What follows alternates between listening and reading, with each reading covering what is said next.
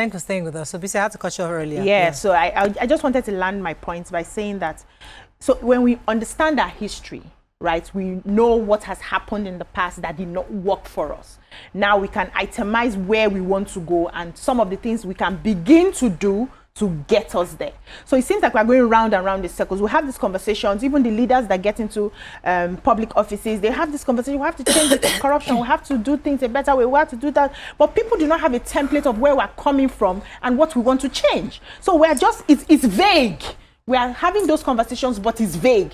A child cannot tell you what corruption is. Even some adults cannot tell you what corruption is. If we ask us our definition of corruption now, we all have different ideas on what corruption is. I'll respond to that. Let me take Suleiman. Suleiman, thanks for calling. Sorry for keeping you.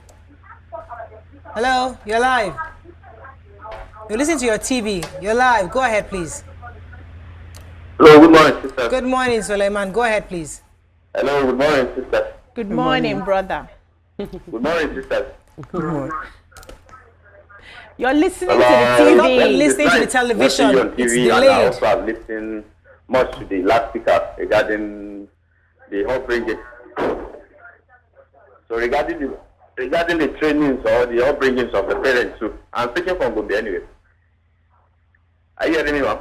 Very We clearly. can hear you.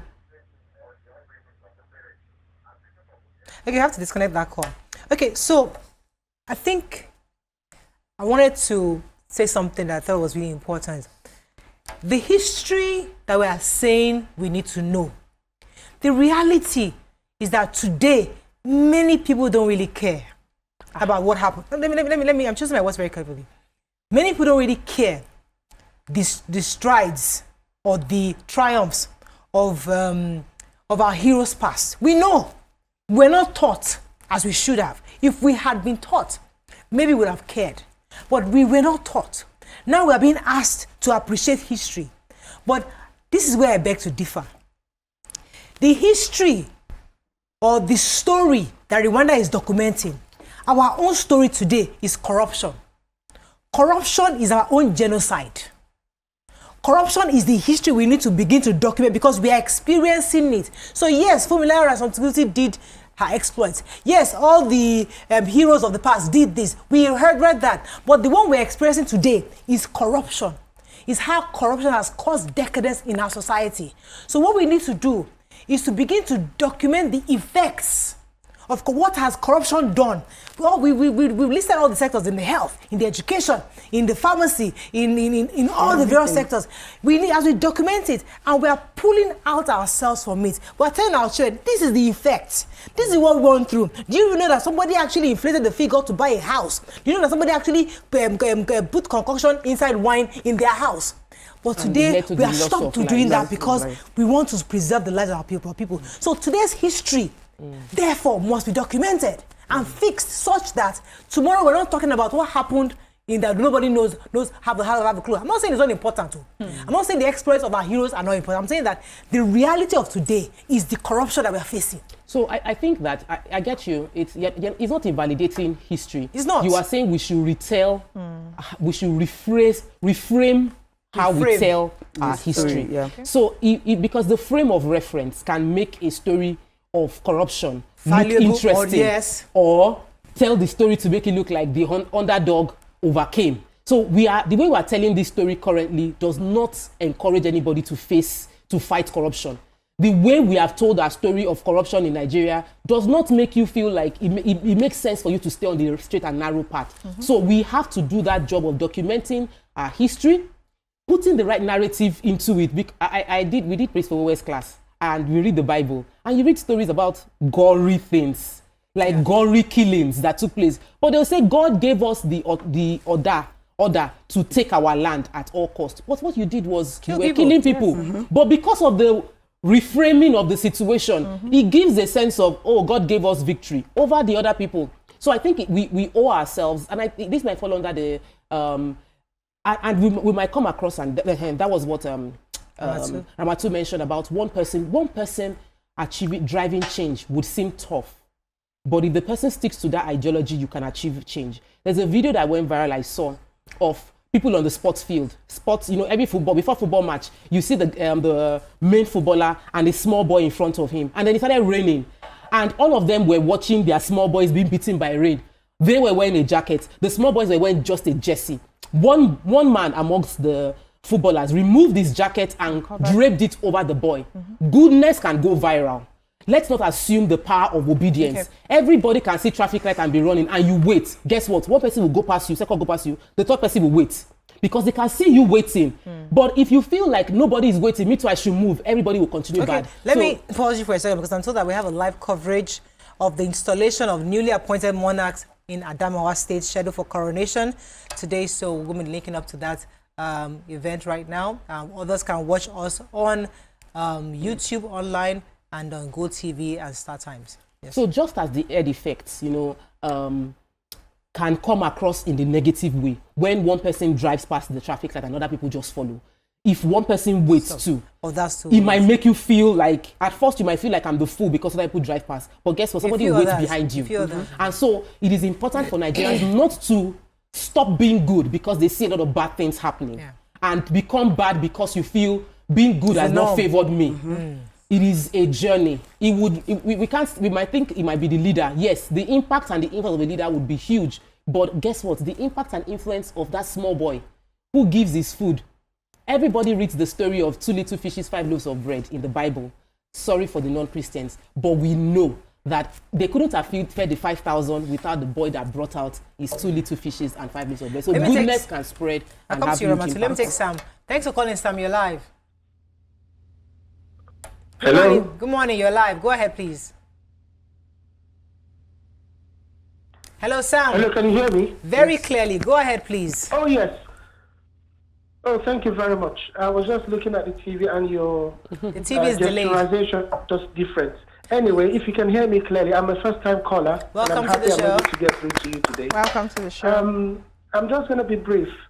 I live in the UK, and when we look at Nigeria from outside, you get a bit discouraged. Nigeria is a very beautiful country, and there's so many things that we want to see happening.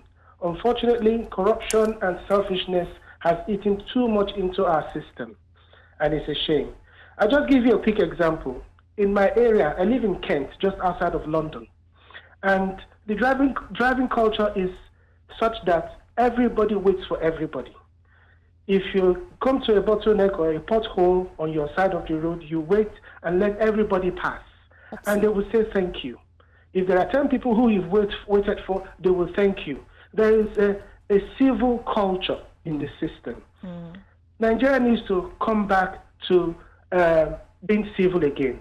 And like others have said before me, we need to start from home. Charity begins at home. Yeah. We start from the family, and then the government can also help by also enforcing good culture. We need a new culture in Nigeria. And once we can all adopt this new civil culture and let our consciences be alive, working consciences, then I think things can start to get better. Thank you very much, Sam. Thank you. Okay, so I wanted to say this, right, that, so I wanted to come from the angle of corruption. A lot of, most times, I don't know how you want me to tell my child, look, corruption is bad, when people who have committed this corruption, who have done this corruption, have not been reprimanded. Nothing has happened to them. You see, if one person is being brought to book, you can at least reference it. You be like, see what this person did do. At the end of the day, this was what was this was what was done to that person because this person did this bad and all of that. So sometimes we just need to try as much as possible to that corrupt thing needs to be handled. For example, in China, I used to buy machines for people, right?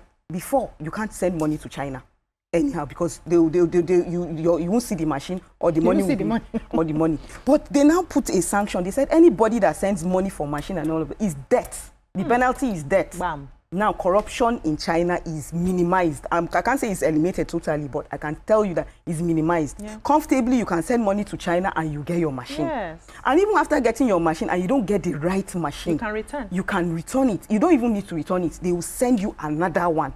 That is how they have tackled corruption so that their economy can grow. Yeah. So we can't be correct. You're absolutely correct. There's a part of government there's justice. a part that they must ensure that those who are found guilty are brought to book. Yeah, absolutely correct. But where I always come for is also that we as a people too have a part to play. So what you tell that child is, yes, the person who is corrupt has yet to be reprimanded. However, the effects of his corruption is this, and this. What he has done, he has stolen from me, such that I don't have money to now buy food on the table. You know, there are ways where a child is educated that this man should be arrested. Unfortunately, our system has yet to arrest him. However, what he has done is causing this. So they see the effects of it, and they can understand why it is bad for them to be corrupt. Okay, so me, I like to take my issues from the root, or else I just feel like I'm playing, right? Talking about the people. Many people in Nigeria do not feel like they belong in Nigeria. And that's why we must have the real conversation and make peace from the beginning. We're not starting from corruption. Corruption was not there before. We are starting from what could have caused that corruption.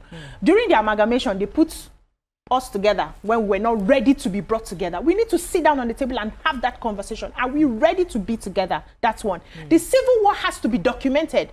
There are still a few people who are alive today that we can find. There are some places you go to, like in the museums in the UK and all of that. We can ask for help for some of the paper clippings that they had and they kept. We need to document it so that people will see this was where we came from. This was what happened in the middle. And now people are feeling disinterested in their country. Many people claim to be Nigerians, but first they are from their tribe before they are Nigerians. For us to get to that place from the people perspective now, get to that place that we want to go without that form of corruption, people need to feel a sense of ownership of the country. You speak to a regular American, they have their issues, but America is my country. They are proudly American. They carry it even when they are not eating well, even when some of them are sleeping in under the bridges in their countries, even when some of them are begging, you know, but you hear that pride in their tone because there's a sense of ownership. That's on the angle of the people, and the government can help with that, to have that conversation, to bring our history to the fore. You teach it, you show people where we are coming from and where we don't want to go back to. Because it seems to us that we go one step further and 20 steps backwards because we don't know where we're going to. We're going round in circles. Let me take Rita. Good morning, Rita. Thanks for calling. You're live.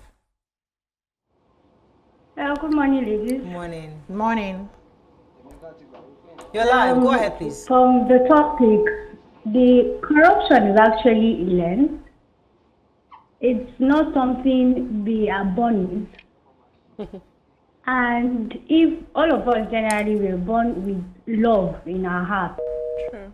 Oh, yeah, actually lost that. Let me let you finish. Yes, so we have to know where we're coming from. Very, very important. That's on the part of the people. When people now take ownership, okay, wow, these are some of the mistakes that we made. The apologies are given left, right, and center. We use Rwanda a lot as example. Now they had to come and apologize to each other. Yeah. And then we now decide, okay, this is Nigeria, our country, a country after our own heart. How do I preserve this country? I will not cheat you because you are my brother. Yeah. I will not do this to you because I know that even if it doesn't catch up to me, my grandchildren may be in that situation and it will affect them. Yeah. Now we cannot break down like Tope rightly said in the beginning, the consequences and how it trickles down. So because now a lot of people do not feel like. So you're absolutely correct, because this was my position when I came back from that international women's leadership after I heard that Rwanda story. But I was screaming it that we've had national conferences, but hasn't really addressed it. Didn't enter. There has to be that conversation. I agree with you, because there's a part of our history that is still in our presence. That our fathers are still saying. Everybody is giving distorted versions. Nobody has told us what really happened. So you are right. Yeah, as long as that history is there, we can't move forward. Yeah, we have to address we need to address it. You're absolutely correct. But the reality of today, what the history we are making today, is that is in corruption. Today you're right. The past has shaped the errors where we are. The one we are doing today will shape the future if we don't start talking about it. And documenting it. So what we are going through right now, we need to start seeing the effects and acknowledging it. But we must address that the one. Past it's extremely important. You're absolutely correct. Let me add something small. Just small. Sorry, Tope. In addressing this present one now, the systems can actually take care of it while we're sorting out the history. The systems, proper systems and implementation of our judiciary, the rule of law, can actually handle this if we have the will. You know, you started to do it. Where you started from was that is a mindset thing. Yes. The mindset is not reframed or reshaped system. by justice. It is reshaped by stories. Yeah, true. What we hear, what we see, Yes. it shapes us. So it's important that we tell the stories, and we tell the stories documenting the facts about it. So there was when I was watching the I think was it NDLEA or NAFDAC that did that. One of the journalists went into into the house and was showing all the drugs, uncovered the drugs. I was like, my husband said, this is not just a situation. This is a let us break down what happens when you use this medicine. Yeah. If you mistakenly use this medicine, what happens to your kidney? What happens to your liver? Yeah. It is that story. Let us now say that this warehouse is full of 10,000 that had been sold over the past 1 year. Let's say that 1 million people touched the 10,000 cartons and used it, and those 1 million people now have kidney issues in the next 5-10 years. What will be the impact on our health sector when it happens to them? Yeah. How would their families cope with paying the health bills? They will come on Instagram and beg for money. When we see the impacts, like we create the scenarios of how this thing impacts on lives, then we now no longer just flaunt wealth and see the person that has succeeded without questioning how you take. We know say you get warehouse, so the drug when they say now original, we start asking questions so that the small boy that is stamping it, because the owner of the warehouse is not the one stamping the fake drugs, but that small boy does not know the impact. That small boy can cause change. He can spread the story and say, I watched one documentary, what did they do for here no good? You know, say this thing fit lead to kidney failure for plenty people. You know, say the children will go suffer. That is how we achieve a different mindset. It is by telling the story and highlighting it and defining it. And also, let me go on a very short break. When we come back, we continue this and take some phone calls and some messages. Stay with us. We'll be right back.